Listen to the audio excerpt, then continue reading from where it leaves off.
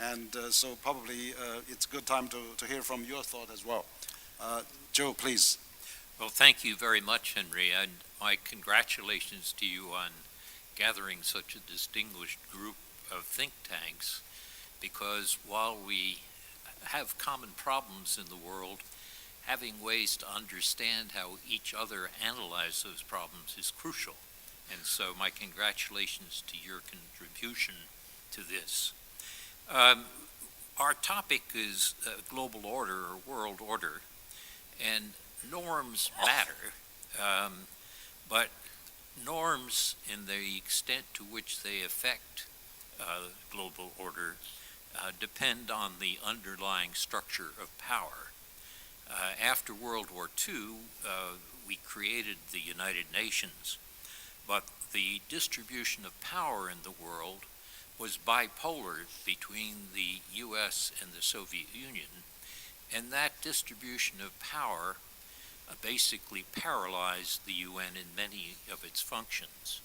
So we have to have a clear understanding of the distribution of power if we're going to have an understanding of our capacity to do anything about the common problems that we face. We'd all like to wish for a better world, but without an understanding of the power that underlies it, our wishes cannot be fulfilled. Now, it's very common to talk about the world becoming multipolar. I think we confuse ourselves when we use that terminology.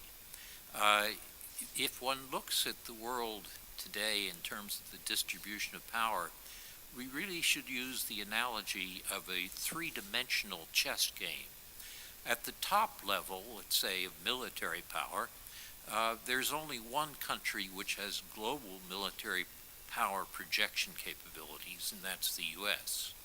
At the middle level, the middle board of economic power, the world is multipolar and has been for 2 decades.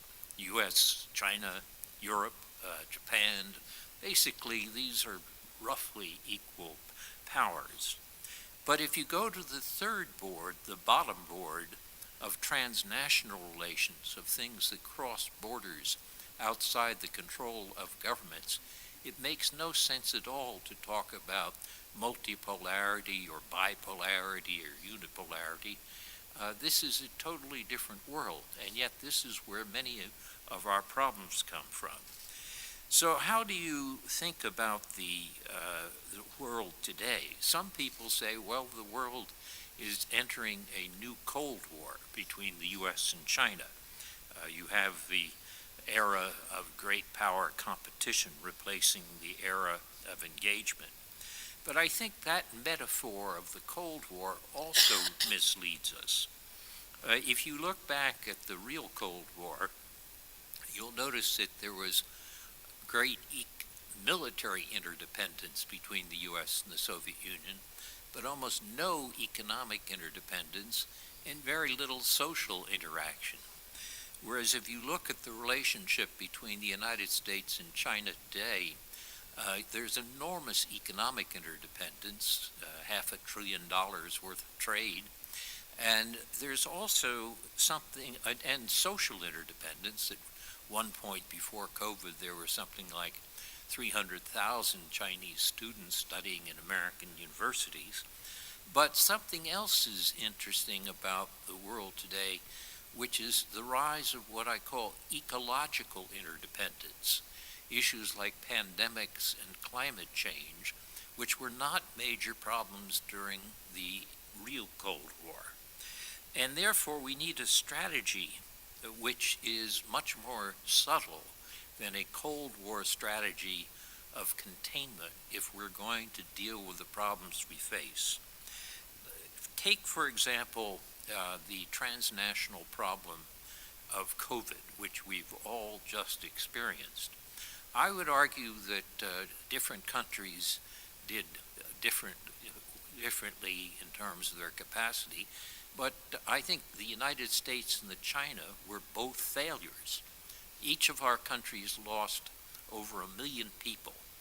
And if you think about that, that's more people than have been killed in all wars in the United States behavior since 1945.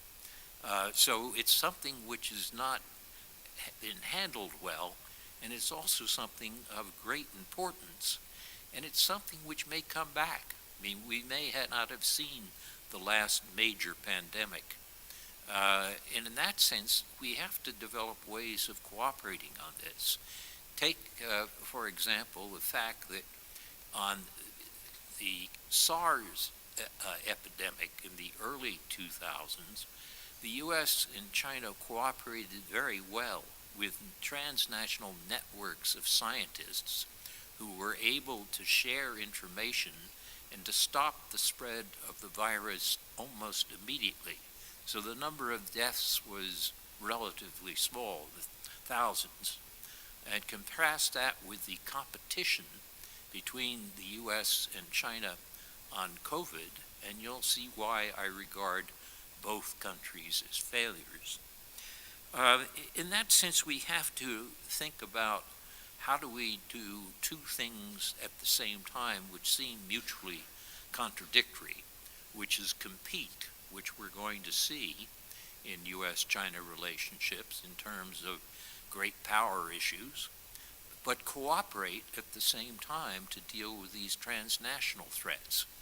And it's very hard for countries to encompass two contradictory thoughts at the same time, but we're going to have to learn to do it. We can't wish away the competition, but we can't wish away the transnational threats. How would you describe this situation then? At Aspen Strategy Group this summer, Secretary of State Blinken used the terminology competitive coexistence. Former Australian Prime Minister Kevin Rudd has called it managed competition. The point that we have to learn is to think of both of these terms at the same time and not focus simply on one or the other. So in that sense, if we think about competitive coexistence, we have to realize that on the transnational issues, this third board of the three-dimensional chessboard of power that I mentioned, one has to imagine not just power over other countries, but power with other countries. These issues, the transnational issues, cannot be solved by exerting power over other countries. You have to have power with other countries. I've given you the example of COVID, where essentially the U.S. and China failed to act with each other adequately. But another equally important problem is climate change. If you think about the damage that will be done to Chinese agriculture by the drying up of the Himalayan glaciers and rivers, or you think about the damage that will be done to Miami or New York by a sea level rise of 6 feet, this is much larger than many wars. And yet scientists tell us that this is plausible, that it could happen. So the idea that we have to cooperate on climate change strikes me as another example of power with rather than power over. There are other transnational threats that we have to think about. Proliferation, for example, of weapons of mass destruction. We've had some degree of success on nuclear non-proliferation, but we now have a new problem, which is artificial intelligence applied to military affairs. And this is again going to require some cooperation in an area where President Xi and President Biden should be in discussion, as well as the economic issues that they'll discuss when they meet at APEC in November. So my message is that think tanks should be careful not to be captured by historical metaphors that mislead. I would argue that multipolarity is one. I would argue that Cold War is another. Instead, we have to think of how do we reconcile both competition and cooperation at the same time, because if we fail to do that, we're going to all suffer, not just the U.S. and China, but the world climate and the world economy. So those are my thoughts about where I think think tank should focus.